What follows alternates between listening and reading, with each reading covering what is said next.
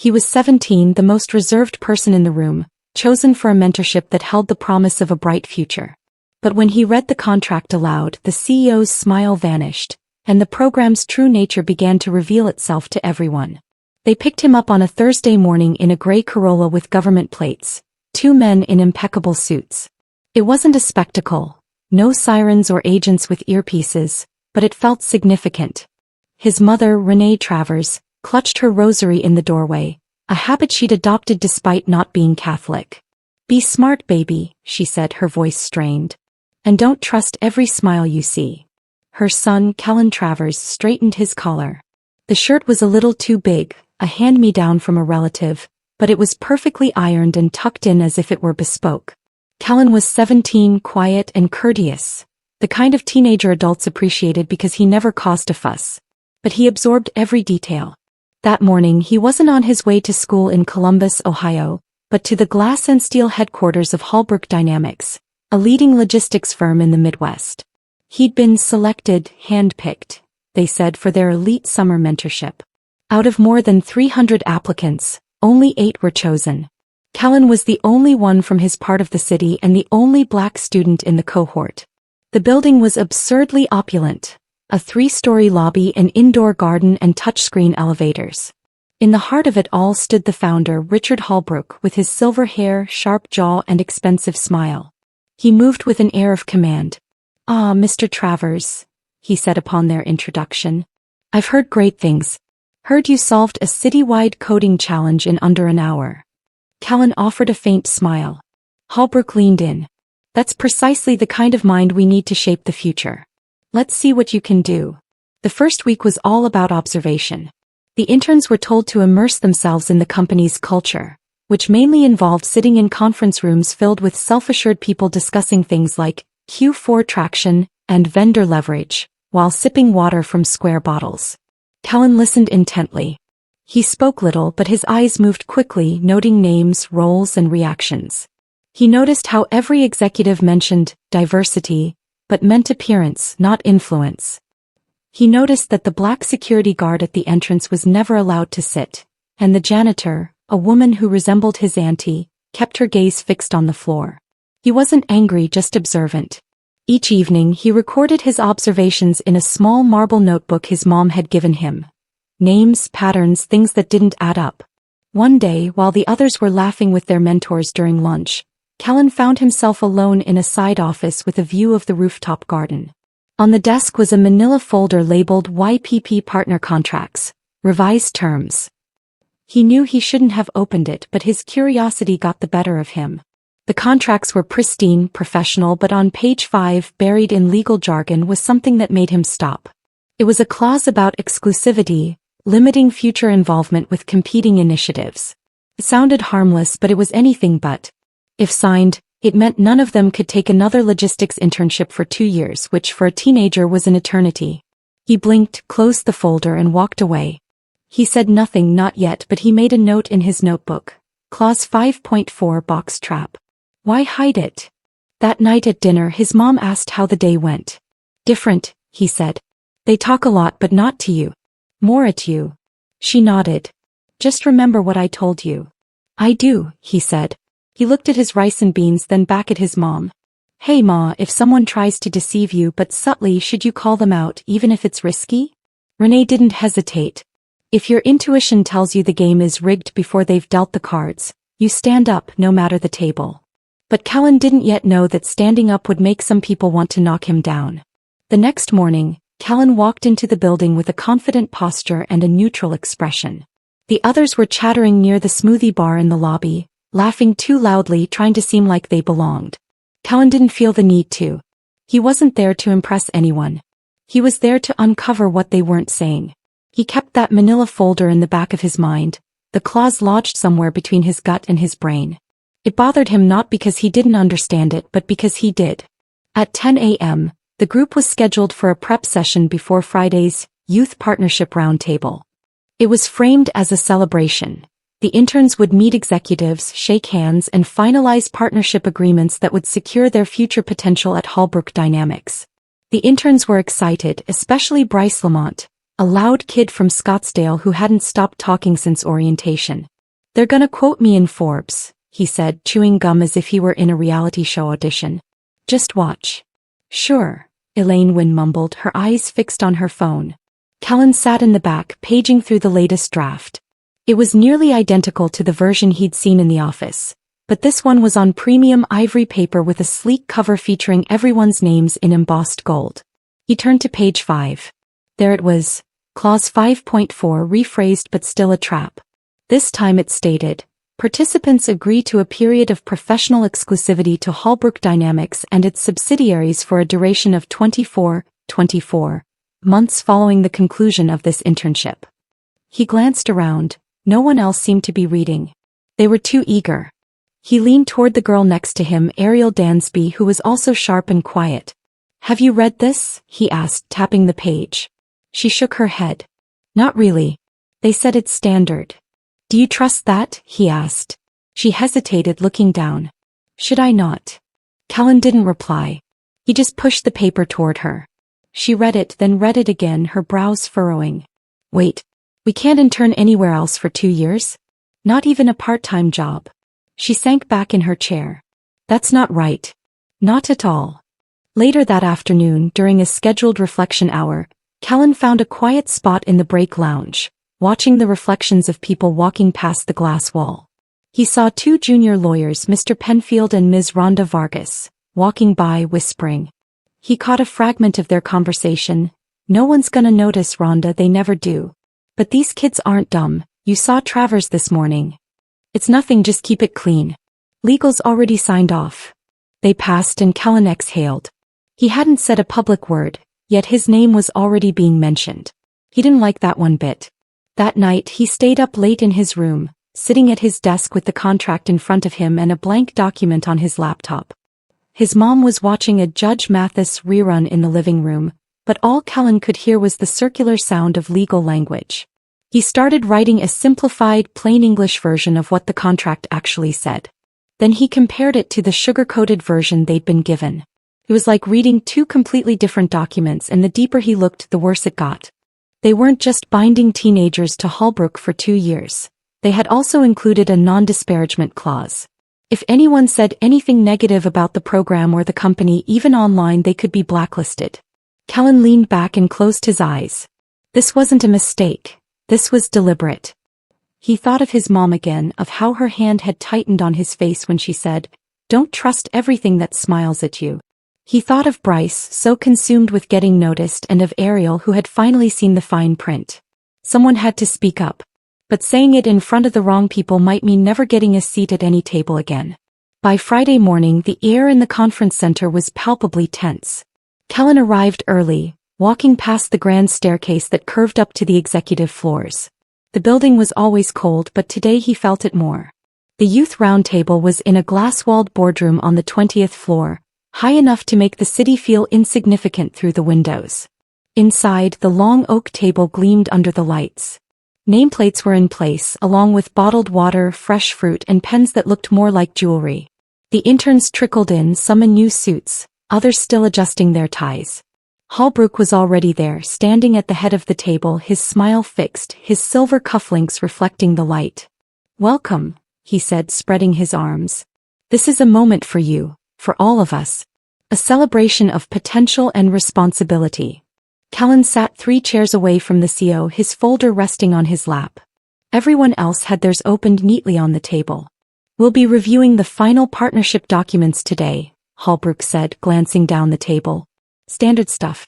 Your mentors will guide you through the key points. We'll conclude with a group photo. Shouldn't take more than 40 minutes. A woman with a slim tablet started distributing the final copies. Callan waited, staring at the gold logo embossed on the cover as if it were mocking him. He looked to his left. Bryce was scrolling through his phone. To his right, Ariel was chewing on the cap of her pen. No one was reading. He waited until Holbrook sat down and the room settled, the only sound being the rustling of paper and creaking chairs. Then he raised his hand, a single, deliberate gesture. Holbrook's head tilted. "Yes, Mr. Travers?" Callan stood up. His voice wasn't loud, but it was crystal clear. "Excuse me," he said, "but this clause is a trap." Silence descended upon the room like a sudden weight. Holbrook's smile froze for a moment, then crumbled. I'm sorry.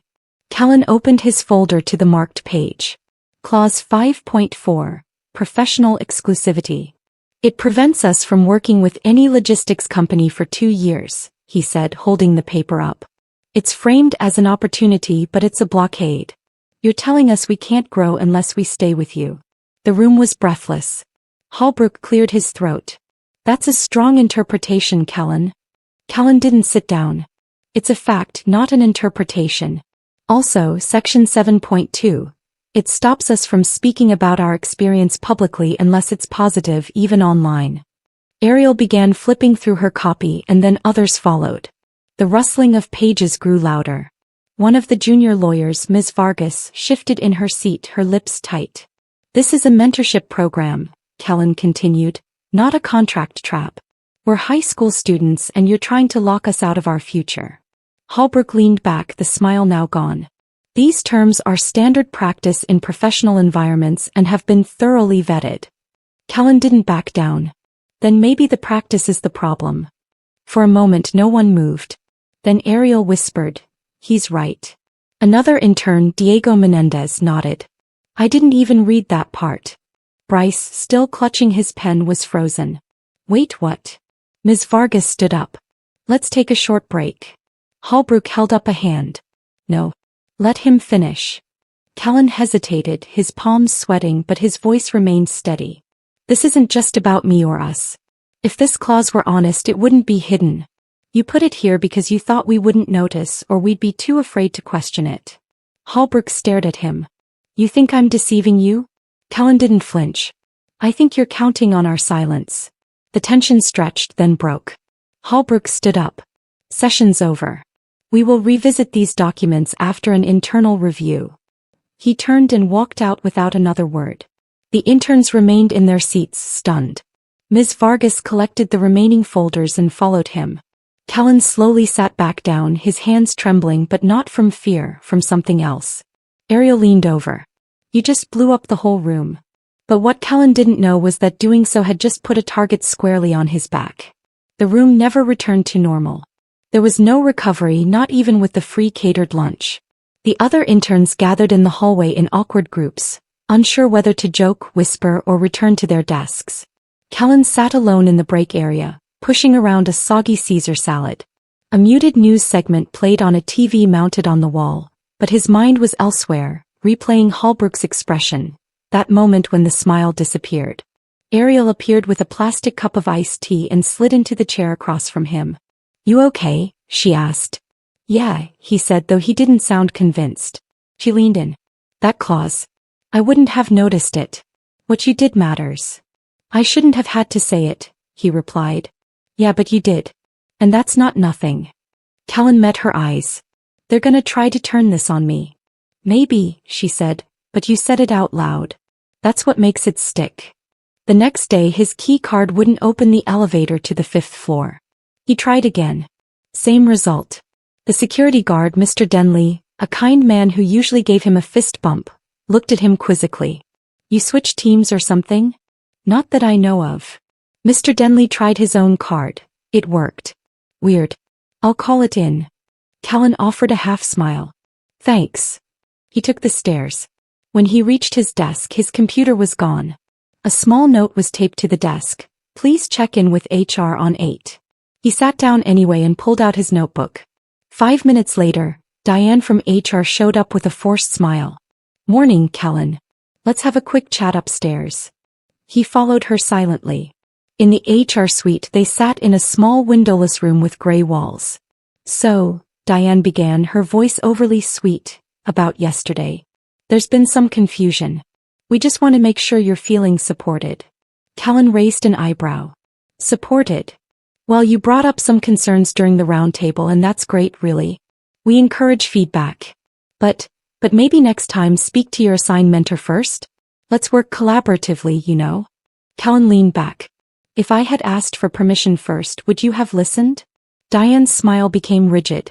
Callan, no one here is trying to suppress you, but public confrontation in a professional environment can create discomfort for everyone involved.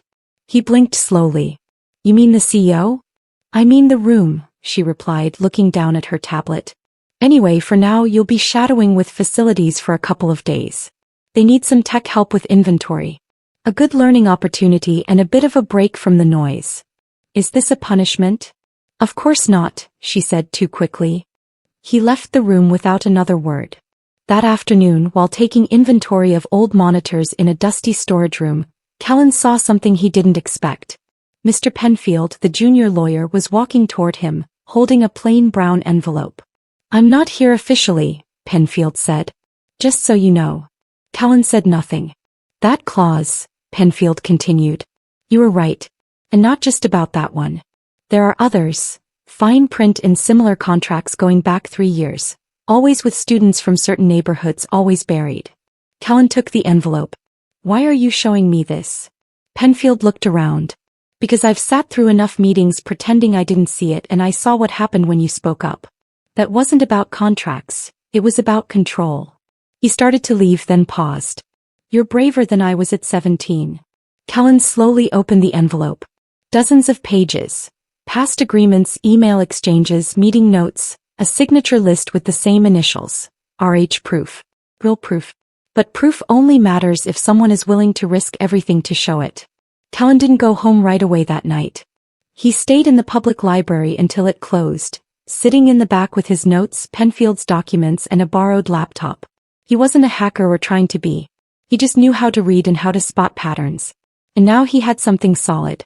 For more than 3 years, Hallbrook Dynamics had run the same youth partnership program in 3 different cities: Columbus, Toledo, and Indianapolis. In every case, students from underfunded public schools had been chosen, flattered, and then locked into exclusivity contracts that prevented them from taking any other logistics or supply chain internships. The language in the documents was altered just enough to be legal, but the trap remained the same. They weren't building futures, they were building walls. Saturday morning, Callan sat across from his mom at the kitchen table, the documents spread between them. Renee said nothing at first, her eyes scanning the pages slowly. Are you sure you want to do something with this? She finally asked. He nodded. You know what will happen? Yeah, he said quietly. They're gonna try to make me look crazy. Or ungrateful. Or both. She put the papers down. Then let's make sure you're loud enough so they can't twist it. By Monday the whispers were flying. Ariel texted, your name is everywhere. Something's happening. When Callan entered the building, the receptionist barely looked at him. His badge still worked, but now his ID had a red banner that read, Temporary Access Review. They were circling the wagons. Bryce avoided him completely. A few others made awkward eye contact, then looked away. By lunch, someone had posted a blurry photo of Callan from the round table, standing with the folder open in a private intern group chat. No caption, just the image, but it said everything. He was no longer just the quiet kid, he was the one who had caused the trouble. In the afternoon, Ariel found him in the stairwell. They're scrambling, she whispered. Legal is working overtime. I heard one manager say the interns might all have to sign NDAs before the week is out. Of course they are, he said. They're trying to plug a leak instead of fixing the pipe. She looked at him. You're not stopping, are you? He shook his head. She nodded once. Then I'm not either. That night, Callan sent an encrypted email from a new account, attaching 15 scanned pages of signed contracts, internal memos, and an audio recording from his visit with Penfield. He sent it to one person, Candace Mercer, an investigative journalist from the Columbus Dispatch. She had a history of exposing corruption. He'd read her work and trusted her. 2 hours later she replied, I believe you, but I'll need more. We meet face to face, safe spot tomorrow. The next day before he left home, Callan stopped at the mirror and looked at his reflection for a long time. He didn't feel brave. He didn't feel anything, just focused. At 3:15 p.m. he met Mercer at a donut shop near German Village. She was older than he expected, with no makeup, a cargo jacket, and sharp eyes. You brought these? She asked, tapping the folder. All of it, he said. She flipped through the papers for 10 minutes without speaking. They built this into their entire outreach model, she said eventually. That's not negligence. That's strategy. She looked up. Are you ready for what comes next? Callan thought about it. About Holbrook's cold smile, about HR's quiet threats, about his mom's hand on his shoulder. Yeah, he said. I'm ready. But saying you're ready and actually being ready are two different things, and Callan was about to find out the difference. The article was published 2 days later on the front page of the Columbus Dispatch. Teens trapped by corporate fine print, Holbrook dynamics under fire. The subheading quoted Callan directly. This clause is a trap. The story detailed everything. Timelines, emails, and excerpts from internal memos that Mercer had verified. She didn't name the whistleblower, but she didn't have to. The interns knew. The executives knew. Holbrook definitely knew.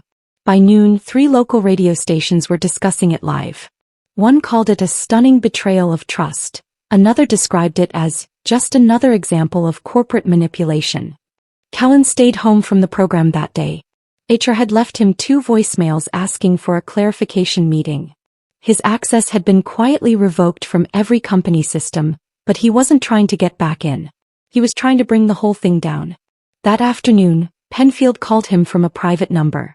You have no idea how loud this is, he said. I can guess, Callan replied. They're panicking upstairs. There's a draft email circulating about suspending the entire youth program. Holbrook is yelling at Combs to fix it before it spreads beyond Ohio. It's already past Ohio, Callan said. It's online now. Penfield hesitated. They're gonna come after you next. Not just legally. They'll dig into school records, social media, try to smear you before you speak again. Callan stared out his bedroom window. Then I'll say more. That night, Ariel FaceTimed him. You okay? Still here, he said. You saw what Mercer wrote about the non-disparagement stuff? Yeah, that's what made people the angriest. She paused. My cousin's in law school. He said if enough pressure builds, they'll have to settle and rewrite the whole program, maybe even refund the students they cut off. Callan leaned back in his chair. They were never planning to give us a real future, just the illusion of one. Not anymore, she said. You flipped the script. He smiled for the first time in days. But the next morning things got colder. When his mom opened the front door, a plain white envelope was on the mat. No stamp, no name. Inside was a cease and desist letter from Holbrook's legal team. The message was simple. Stop talking, retract statements, or face the consequences. Renee read it twice, her hands steady but her jaw clenched. They think this scares us? She asked. They think I'll back down, Callan replied. She looked him in the eyes. We don't back down. Not in this house. The story didn't fade. It spread. A small news blog in Indianapolis ran a follow-up titled, We got the same contracts last year. Another student, a girl named Tanisha Rowe, came forward with her documents. The same wording, the same clauses, the same outcome. Within 48 hours, Mercer had what she needed for a second article. A pattern of exploitation masked as mentorship. Meanwhile, Holbrook Dynamics remained silent. Their official statement released that evening said, We believe in the value of investing in future talent. Any language in our contracts that may have caused confusion will be reviewed internally. It said little, but the silence afterward said even more. The back channels began to buzz. A source inside the marketing department leaked that the CEO was furious. Not just about the article, but that a teenager had turned his prized PR program into a scandal.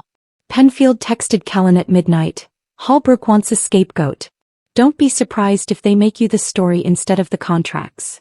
Callan responded, Let them try. But the more they tried to silence him, the louder the truth became. It was no longer just about contracts. It was about what they thought they could get away with. It started with a burner account on Twitter, a black profile picture, and a thread of screenshots. Internal emails, redacted memos with subject lines like, YPP eligibility review, minor oversight, and media risk assessment, containment strategy. The captions were brief but devastating. They knew the contracts were flawed. They used exclusivity to limit outside access. This isn't mentorship, it's control. No one knew who ran the account, but people noticed immediately. Within hours, the thread had 10,000 retweets. Journalists and verified lawyers weighed in, calling the practice deeply unethical and possibly actionable. Callan wasn't behind the account, but he knew exactly who was. He met Penfield again, this time at a diner on the outskirts of town, far from Holbrook's glass towers and polished marble. The man looked exhausted, his tie loosened, his shoulders heavy. I gave the files to someone I trust, Penfield said, stirring his coffee without drinking it. They're the one posting now. Keeps me safe and keeps the story alive. Callan nodded. You think Holbrook's watching? Obsessively, Penfield replied. The man built his entire image on clean ambition and polished inclusion. You peeled that paint right off. Callan frowned. This was never about taking him down. I just didn't want the next group to be exploited the same way. Penfield looked at him thoughtfully.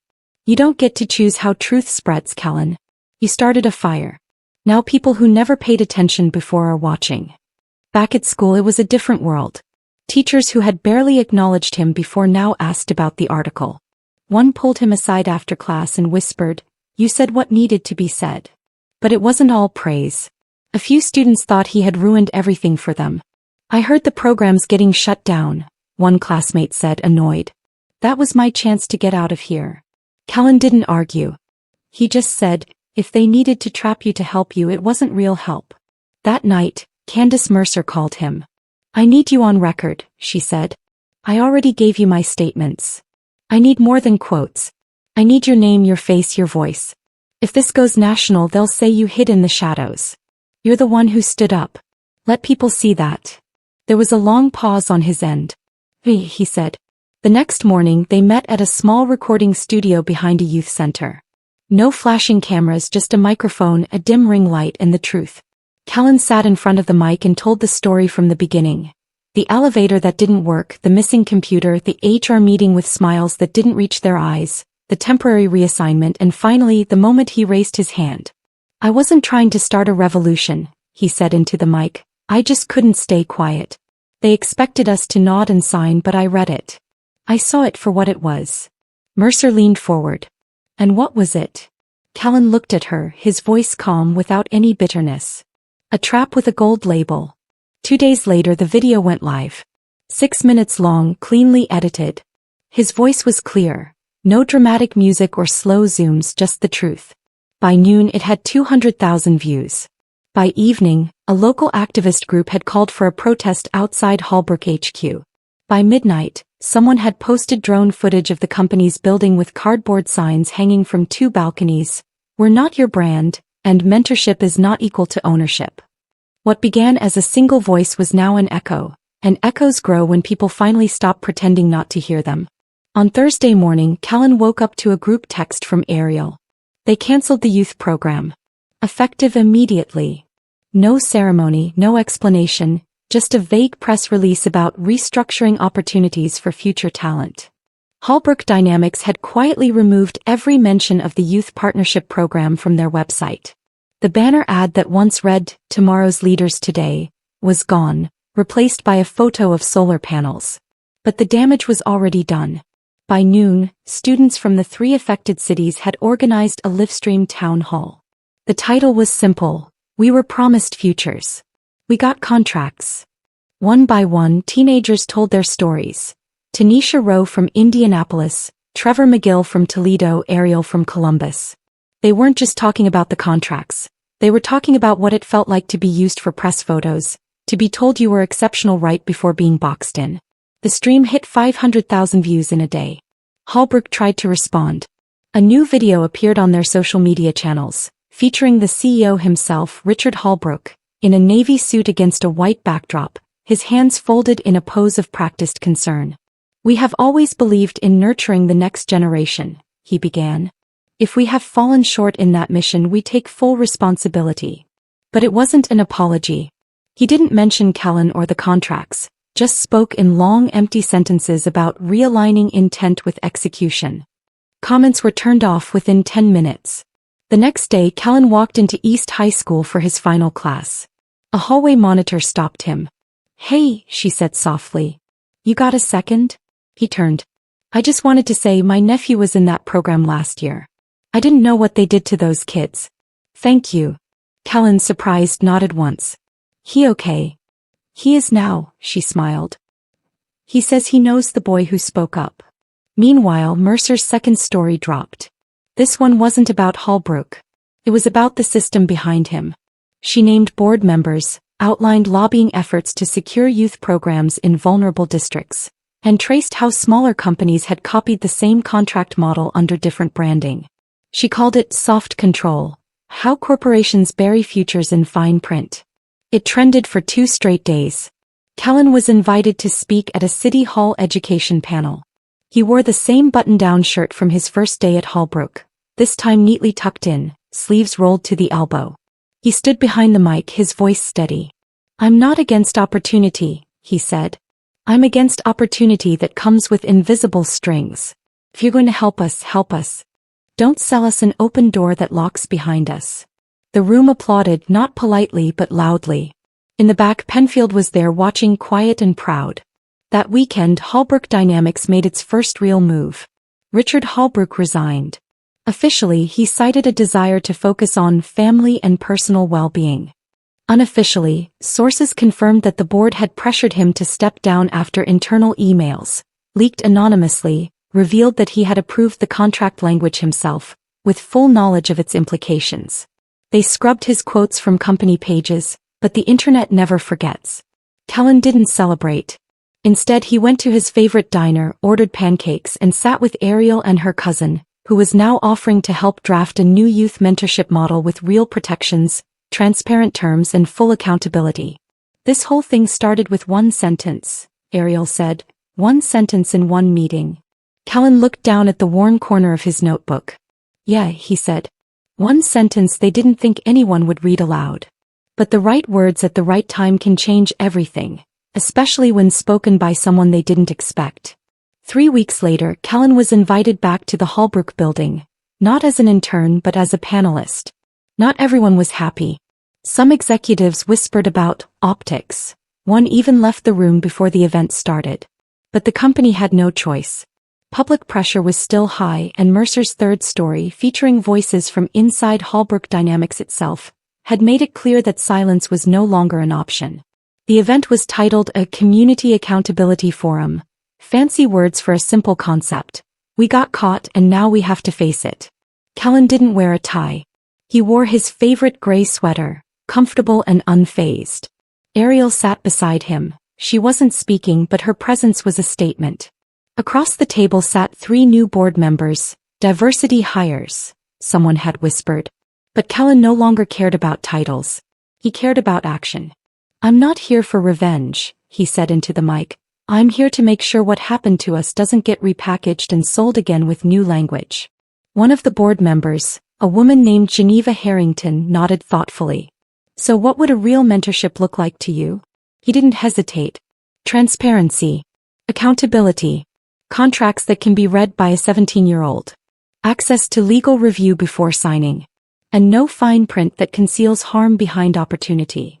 Another board member wrote something down. "And what would you call that model?" Geneva asked. Kellen looked at her, then out at the students in the audience. "Respect." Within a month, Holbrook Dynamics announced a complete overhaul of its internship and mentorship programs.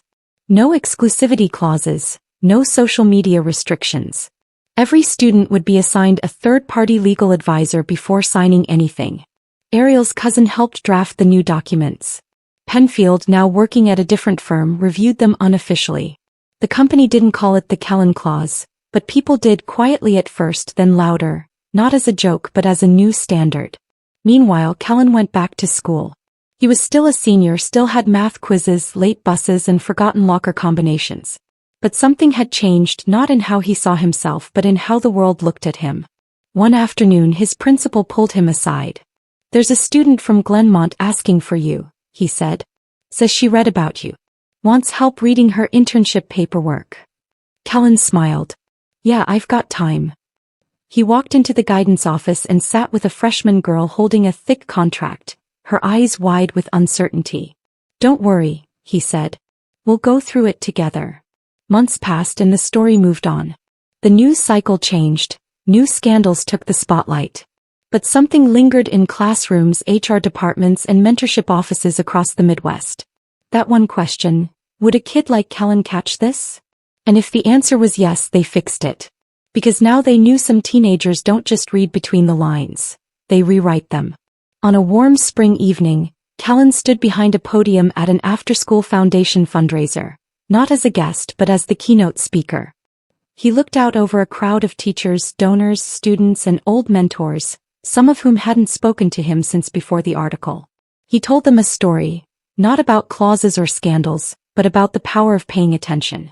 The system relies on us being too tired, too distracted, or too afraid to speak, he said. But silence isn't safety.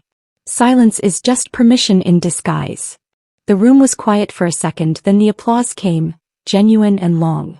Not for the scandal or the media exposure, but for the reminder that one voice, clear and honest, still matters. So if you're watching this and you've been told to stay quiet, to not make waves, to wait your turn, ask yourself who that truly protects. Speak when it counts, even if your voice shakes. Especially then.